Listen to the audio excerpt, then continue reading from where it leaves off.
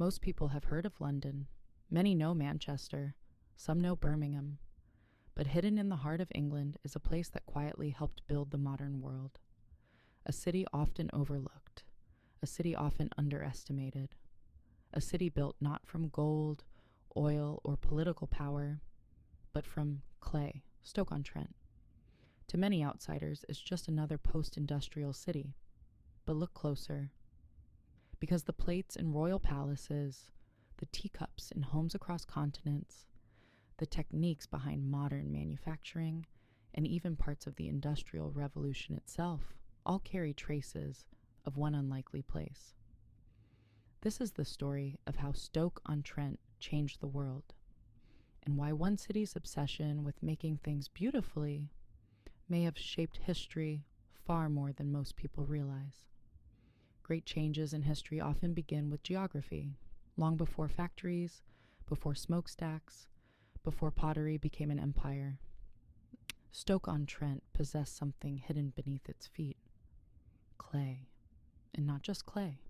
Coal, water, natural resources sitting unusually close together. At first this meant little, but over time those ingredients became the perfect recipe for innovation.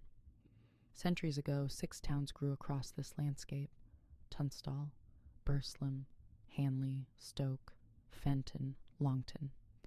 Each developed its own identity, its own craftsmen, its own industries, and together they would become known as the Potteries. But in the early days, pottery wasn't glamorous. Most products were heavy, crude, functional, useful, but not extraordinary. No one yet knew that Stoke-on-Trent would become the center of a global transformation. That would require people willing to experiment, people willing to risk failure, and Stoke would produce exactly that. History often remembers kings, generals, politicians, but sometimes history changes because of craftsmen. One of the most important was Josiah Wedgwood. Born in Burslem in 1730, Wedgwood wasn't simply making pottery. He was reimagining what pottery could be. He approached ceramics differently, not as tradition, as experimentation. He tested materials, recorded results, repeated processes, improved techniques. Today we'd call this research and development, but at the time, this way of thinking was revolutionary. Wedgwood treated pottery almost like science, and his innovations transformed manufacturing itself. He introduced quality control, division of labor, systematic production methods, concepts that later became foundations of modern industry. Think about that. Ideas now common in factories worldwide helped evolve through pottery workshops in Stoke-on-Trent. But he wasn't finished.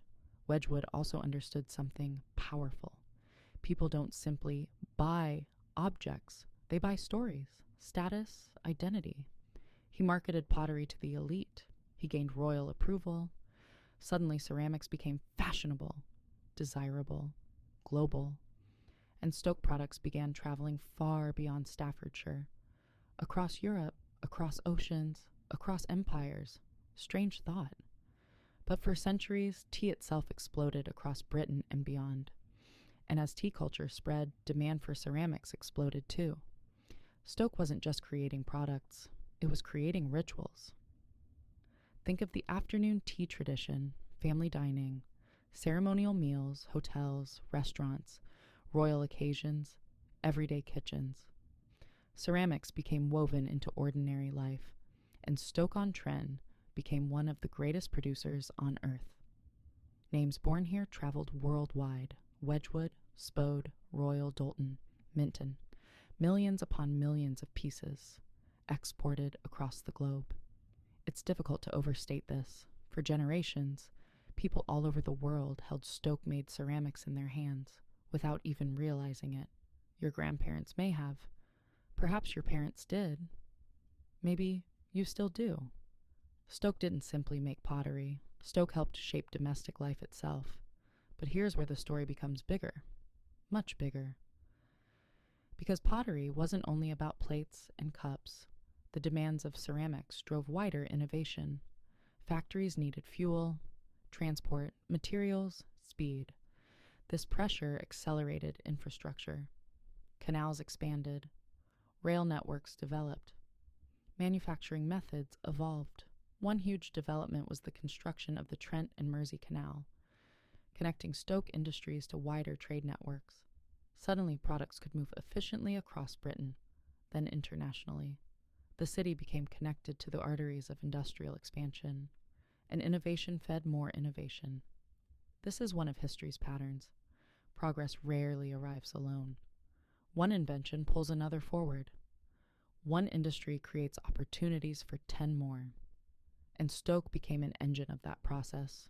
For much of the 19th and 20th centuries, St.